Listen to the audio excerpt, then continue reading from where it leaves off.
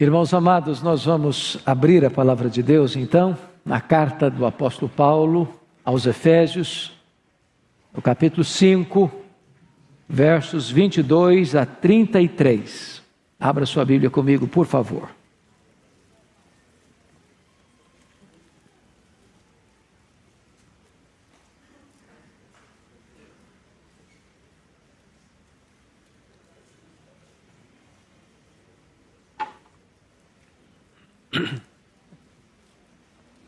Efésios capítulo 5, versos 22 a 33. Esse texto diz assim: as mulheres sejam submissas ao seu próprio marido, como ao Senhor. Porque o marido é o cabeça da mulher, como também Cristo é o cabeça da igreja, sendo este mesmo Salvador do corpo. Como, porém, a igreja está sujeita a Cristo, assim também as mulheres sejam em tudo submissas ao seu marido. Maridos, amai vossa mulher, como também Cristo amou a igreja, e a si mesmo se entregou por ela, para que a santificasse, tendo-a purificado por meio da lavagem de água pela palavra, para apresentar a si mesmo igreja gloriosa, sem mácula, nem ruga, nem coisa semelhante, porém santa e sem defeito. Assim também os maridos devem amar a sua mulher, como o próprio corpo. Quem ama a esposa, a si mesmo se ama. Porque ninguém jamais odiou a própria carne. Antes, a alimenta e dela cuida, como também Cristo faz com a igreja. Porque somos membros do seu corpo. Eis porque deixará o homem a seu pai e a sua mãe, e se unirá à sua mulher, e se tornarão os dois uma só carne. Grande é este mistério, mas eu me refiro a Cristo e à igreja. Não obstante, vós, cada um de per si, também ame a própria esposa como a si mesmo, e a esposa respeite ao marido. Eu gostaria de tratar com vocês nesta manhã sobre o tema como desfrutar o melhor de Deus no casamento. Alvin Toffler, no seu livro A Terceira Onda, disse que a maior crise que o mundo enfrenta não é a crise política, não é a crise econômica, nem mesmo no bojo de uma pandemia, a crise de saúde pública. A maior crise que a sociedade enfrenta é a crise da família, especialmente a crise do casamento. Casamento não é a união de dois iguais, mas de dois diferentes. John Gray, no seu livro O Homem é de Marte, a Mulher é de Vênus, destaca isso. Há outros livros que exploram isso, como, por exemplo, por que os homens mentem e as mulheres choram? Há outro livro que diz, por que as mulheres fazem amor e os homens fazem sexo? É uma forma de descrever a diferença entre homem e mulher, entre o masculino e o feminino. Não existe essa ideia de almas gêmeas. Muitos estão romantizando, pensando que precisa encontrar uma alma gêmea. Ela não existe. Há até um cântico, pastor Arival, que infelizmente foi cantado no nosso casamento, da Tinha, meu casamento, almas gêmeas. Não existe almas gêmeas. Alma gêmea, mas não é gêmea, né? Então não existe essa ideia de que você vai encontrar uma bota torta para o seu pé torto. Casamento, irmãos, é um mistério. Eu nem me espanto quando eu vejo um casamento errado. O que eu fico encantado é quando o casamento dá certo.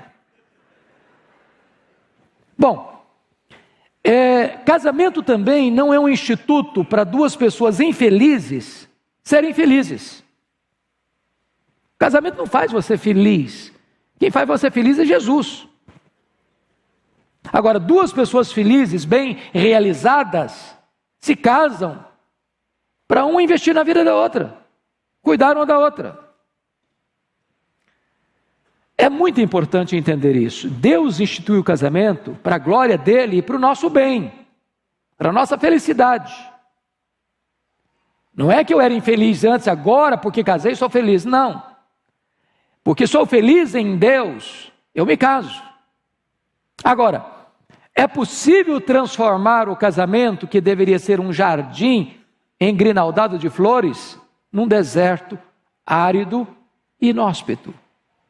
Então, numa época em que a instituição casamento está sendo tão atacada, em que muitos entram para o casamento como um contrato de risco, deixando a porta dos fundos aberta, onde em alguns lugares cerca de 50% das pessoas que fazem juras de amor no altar, logo em seguida vão para as barras de um tribunal para um doloroso divórcio.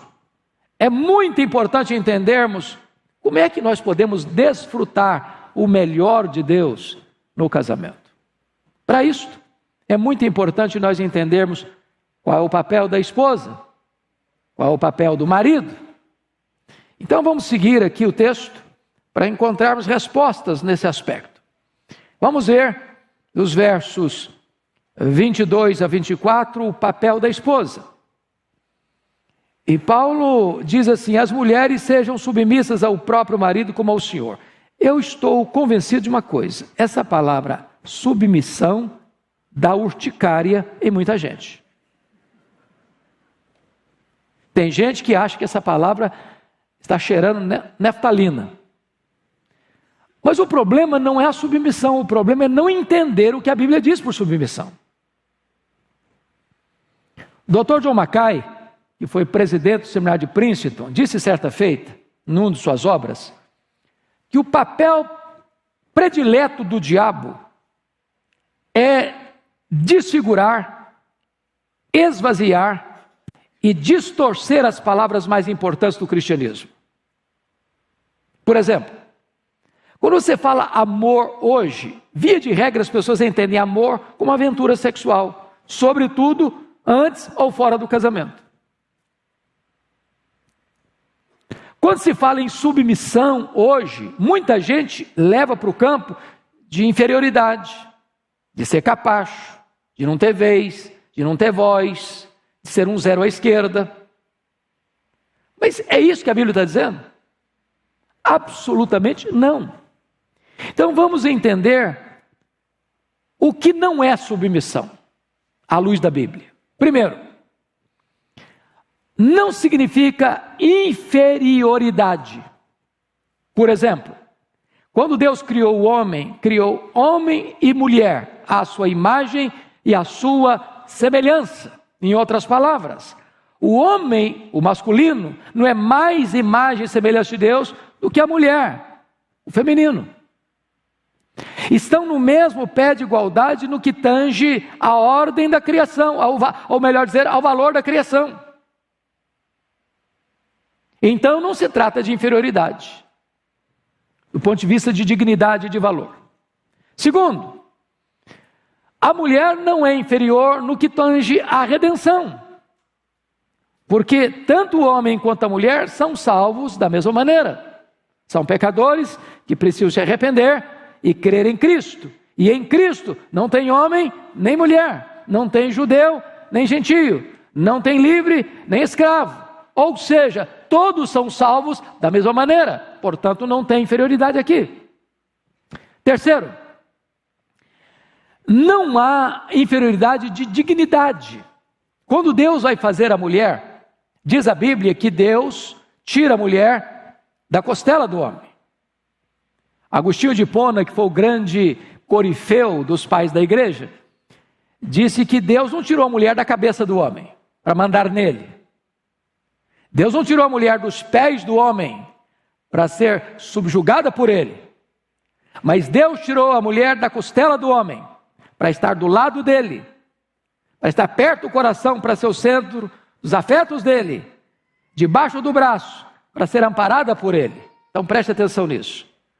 Nenhuma mulher é feliz mandando no marido. Nenhuma. Mulher que tenta mandar no marido vai ser infeliz. Pode ter certeza. E o coitado que é mandado é mais infeliz ainda. Porque não é o projeto de Deus. Então, notem vocês que quando Deus vai falar para Adão acerca da sua mulher, Deus diz assim para ele: far-lhe-ei uma auxiliadora idônea. E essa ideia de idônea é aquela que olha nos olhos, coigual, tem o mesmo valor, tem a mesma dignidade. Então, quando você pensa em submissão, a Bíblia não nos leva para o campo da inferioridade. Então não é isso que a Bíblia está dizendo por submissão. Notem comigo o texto bíblico. Versículo de número 23. Porque o marido é o cabeça da mulher, como também Cristo é o cabeça da igreja, sendo este mesmo o salvador do corpo. O fato do marido ser o cabeça da igreja, o cabeça da mulher, não significa que o marido é superior à mulher. É uma questão de funcionalidade. Deixa eu explicar isso, pedindo que você, sem tirar o texto onde você está, vá comigo para 1 Coríntios 11.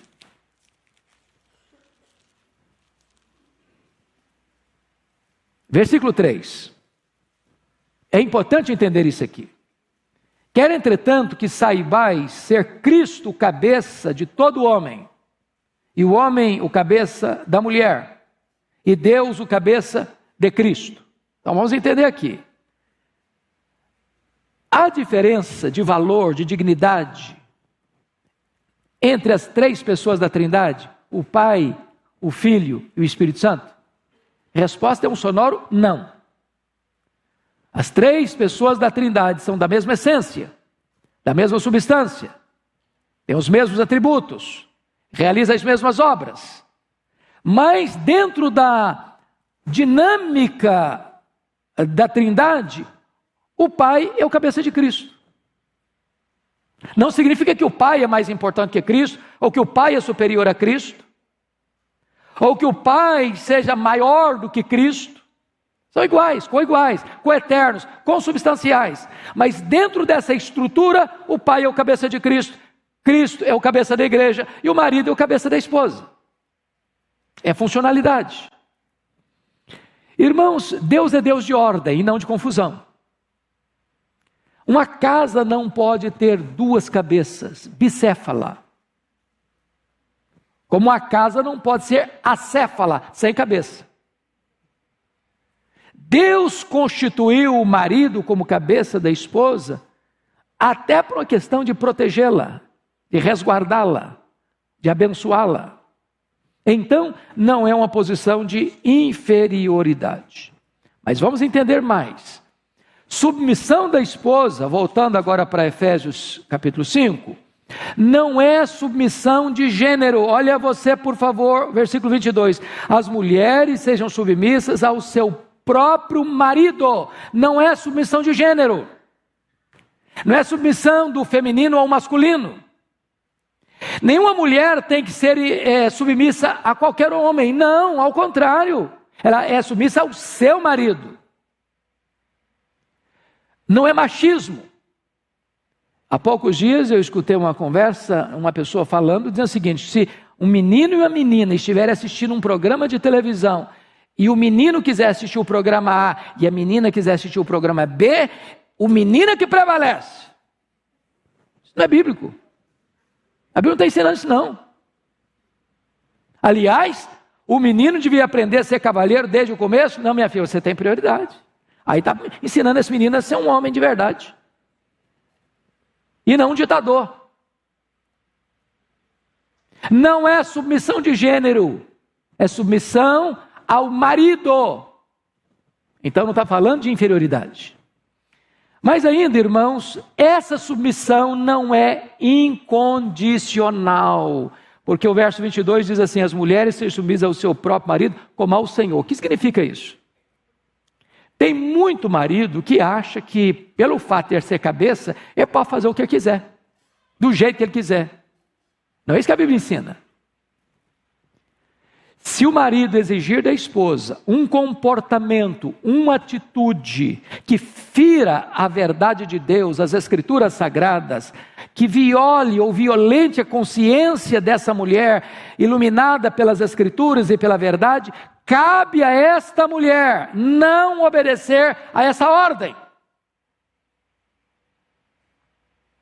No mundo rendido ao pecado que nós estamos, tem muito marido querendo que a esposa se sujeite aos seus caprichos, às suas fantasias loucas e aos seus desvarios morais. E quer que a mulher cumpra, porque você tem que ser submissa. Não é isso que a Bíblia ensina, não. Ela vai ser submissa ao seu marido até o momento em que essa submissão esteja compatível com o senhorio de Cristo na vida dela. Portanto, não é submissão incondicional. É submissão que traga glória para Cristo, honra para o casamento e bênção para a família. Mas então, amados, o que é submissão? Já vimos o que não é. O que é? Submissão é ter uma missão sob a missão do marido. Ela é submissão na medida em que isto exalte a Cristo e honre os valores do reino de Deus dentro da família. Então vamos entender uma coisa. A submissão para a mulher, em relação ao seu marido, é a sua liberdade. Eu pergunto a vocês, quando é que você é um cidadão livre para ir e vir? É quando você cumpre as leis, observa os preceitos constitucionais, ou quando você é um transgressor da lei? É quando você obedece, você é livre. Eu pergunto a você, quando você é livre para dirigir o seu carro pelas rodovias e ruas e avenidas da sua cidade? É quando você obedece às leis do trânsito ou quando você transgride as leis do trânsito? É quando você obedece às leis do trânsito.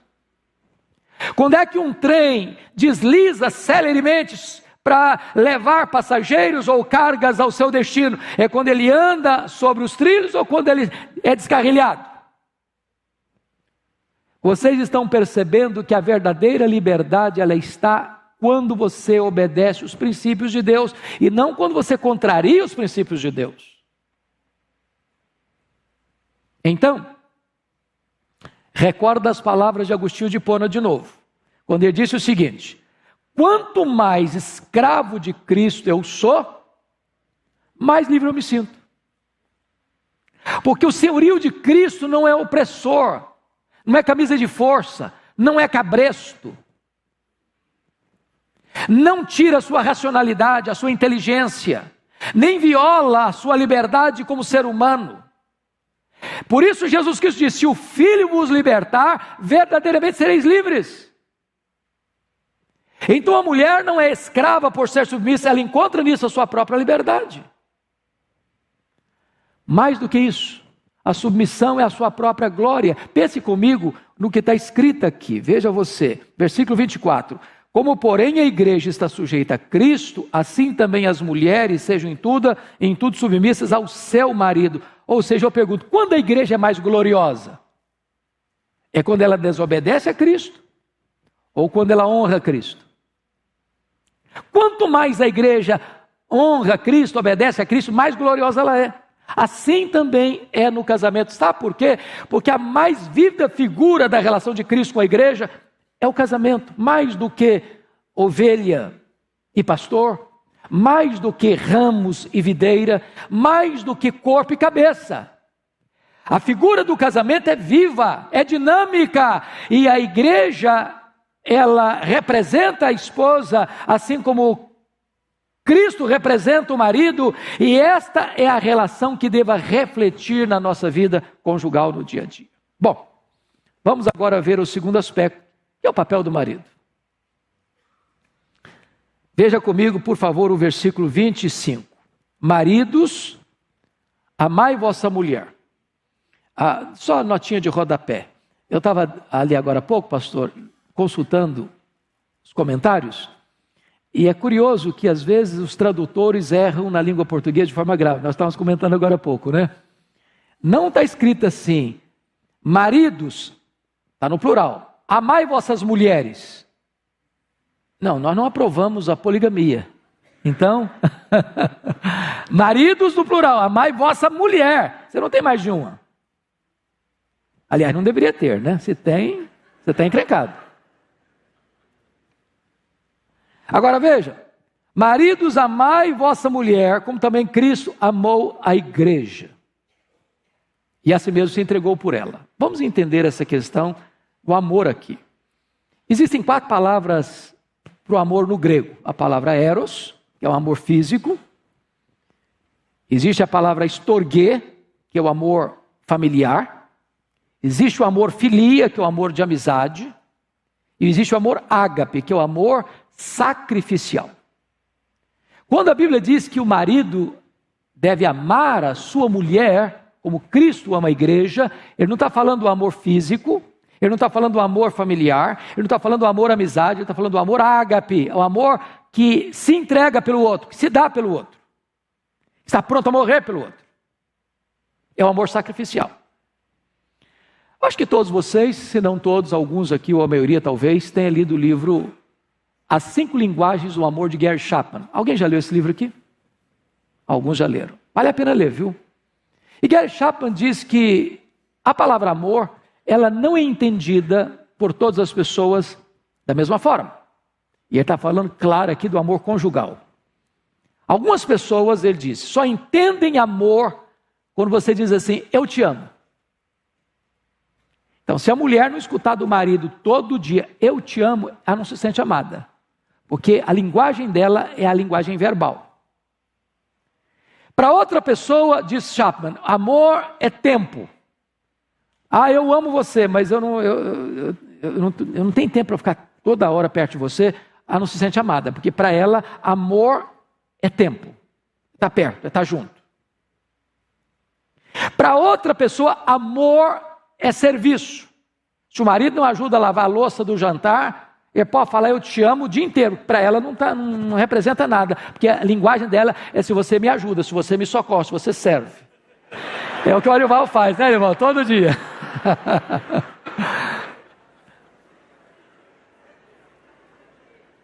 Para outra pessoa, amor é contato físico, é beijo, é abraço, é coisa mais caliente. Finalmente, para outra pessoa, amor é cartão de crédito. Se você é pão duro, você está encrencado. Então, Maria, de vez em quando, você faz favor de dar o cartão, fica em casa orando, pedindo a Deus misericórdia, mas libera o cartão. Que essa é a linguagem que a pessoa entende. Bom, mas vamos entender aqui algumas coisas. Primeiro, o marido deve cuidar da vida espiritual da esposa. Veja comigo, por favor, os versos 25b até o 27. Está escrito assim: como também Cristo amou a igreja, a si mesmo se entregou por ela, para que a santificasse, tendo-a purificado por meio da lavagem de água pela palavra, para apresentar a si mesmo a igreja gloriosa, sem mácula, nem ruga, nem coisa semelhante, porém santa e sem defeito. Meus irmãos, se alguém acha que o papel da esposa é pesado, pois o papel que Deus colocou na nossa mão é muito mais. Porque se a mulher tem o compromisso de exemplificar no casamento a igreja, o marido tem o papel de exemplificar na família Cristo. E o que Paulo está nos ensinando aqui é que o marido é uma espécie de sacerdote do lar. Ele que tem que velar pela vida espiritual da esposa. Ele precisa ser talvez a pessoa que mais influencia espiritualmente a esposa. O amor dele é um amor santificador. Porque ele ama a esposa como Cristo amou a igreja. E como é que Cristo amou a igreja?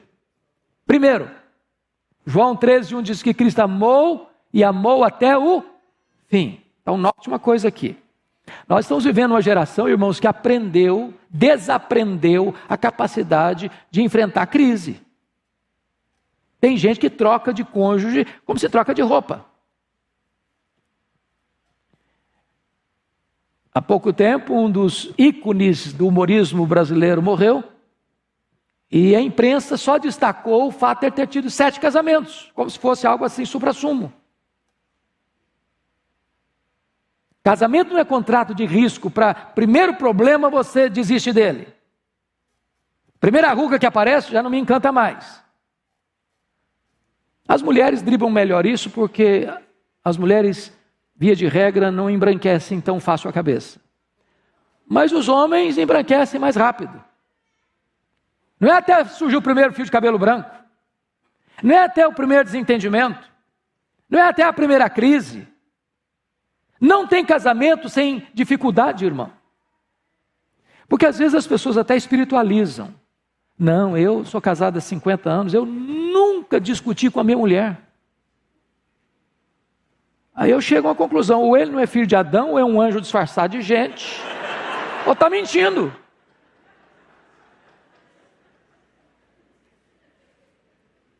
Então, casamento é enfrentamento de luta, sim. Não são dois iguais, são dois diferentes. Então é amor até o fim. Até o fim. Segundo lugar, é um amor santificador.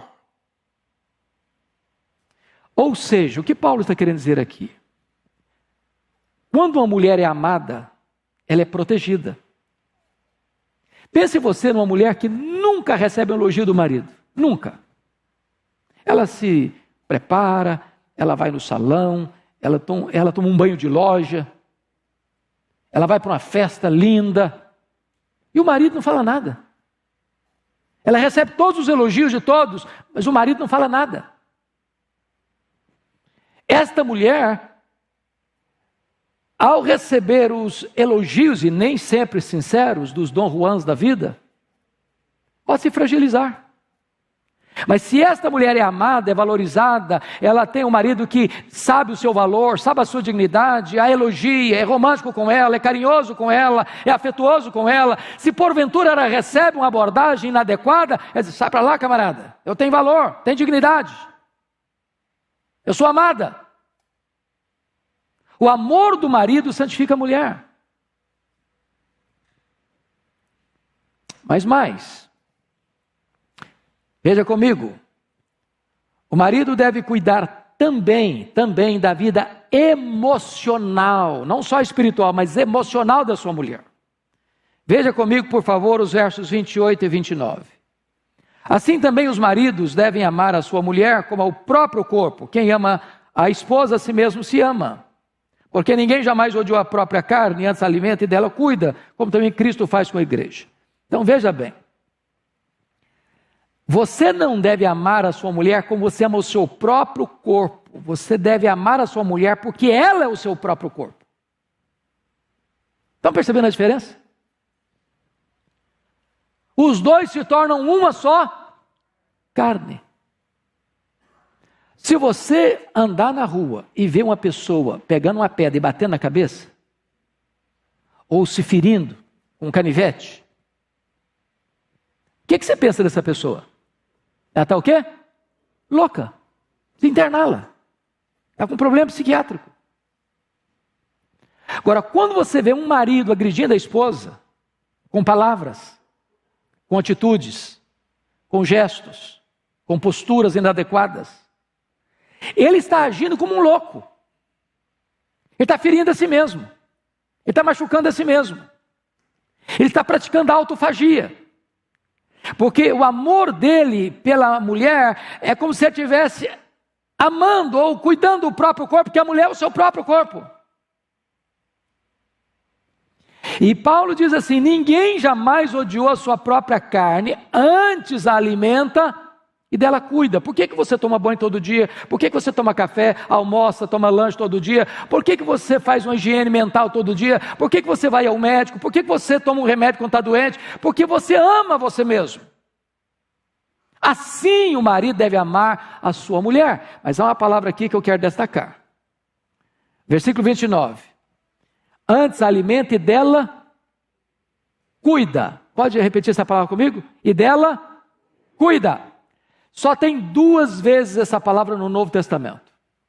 Aqui, e agora eu quero que você abra lá comigo, para você entender bem. Abra lá em 1 Tessalonicenses 2,7.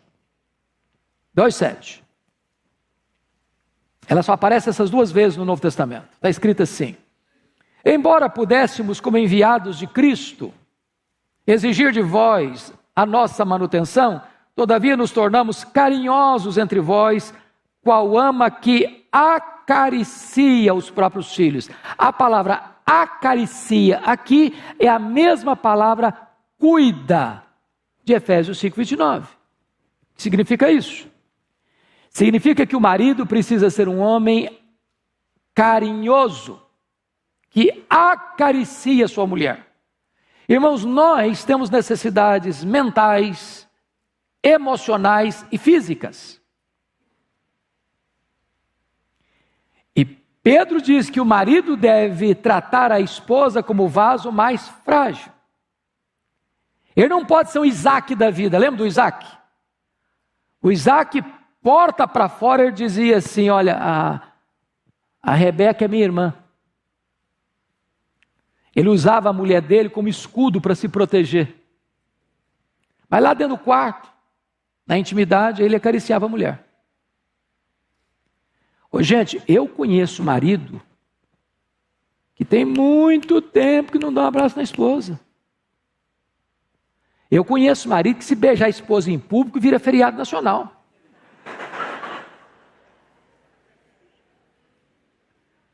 E Paulo está mostrando aqui, e isso aqui não é sugestão de homens não, isso aqui é palavra de Deus, que o marido precisa acariciar a sua mulher, atender às necessidades emocionais dela. Mas só concluir, deixa eu concluir. O marido precisa cuidar não só da vida espiritual da mulher, não só da vida emocional da mulher, mas também da vida física da mulher. Veja você comigo os versos 30 e 31. Por gentileza. Porque somos membros do seu corpo, eis que deixará o homem seu pai e sua mãe, se unirá à sua mulher, tornando-se os dois uma só carne. Quando diz aqui no verso de número 31, eis porque deixará o homem seu pai e sua mãe, se unirá à sua mulher, tornando-se os dois uma só carne, tem muitas lições importantes aqui sobre casamento. Tem um ditado popular que diz que quem casa, quer casa. Mesmo que a casa do seu pai e da sua mãe seja uma mansão, com 5 suítes, se você casar, é melhor você morar lá em Minas Gerais, a gente diz meia água. Sabe o que é uma casinha meia água? Do que morar numa mansão junto com seus pais. É uma nova família que se forma, precisa ter seu espaço, precisa ter sua independência. Corta o cordão umbilical, tem que deixar. E quando eu digo deixar, não significa que você deixa de amar mais seu pai e sua mãe porque casou, não. Talvez você vá amar mais ainda. Mas é uma nova família que se forma, que tem que ter independência para pensar, para agir, para decidir. Agora note, se une a sua mulher, não pode unir sem primeiro deixar, porque tem gente hoje antecipando as coisas, né?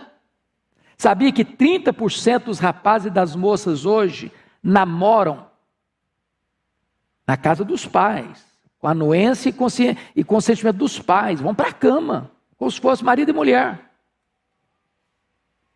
Hoje já está se falando de namorido, é namorado e marido ao mesmo tempo. A igreja não pode aceitar isso, a igreja não pode concordar com isso, famílias cristãs não podem entrar por esse caminho. Antes de se unir, tem que deixar pai e mãe, ou seja, o casamento precisa preceder a relação sexual. A moçada aí está dizendo, não, primeiro sexo, depois casamento. Não, a Bíblia diz o contrário, primeiro casamento, depois sexo.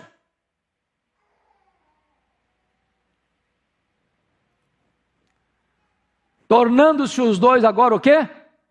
Uma só carne. Então, se a relação de intimidade antes é errado e fora é errado, no casamento é ordenança. O sexo não é pecado, o sexo não é sujo, o sexo é bonito é santo, é puro, é deleitoso, e Deus instituiu o casamento para que ele fosse plenamente e abençoadamente usufruído. Deus quer que nós usufruamos o melhor dele no nosso casamento. Como é que está o seu? E eu vou lhe dizer que não tem casamento tão ruim que não possa ser restaurado, e não há casamento tão bom que não possa ser melhorado. Agora, cada um precisa cumprir o seu papel.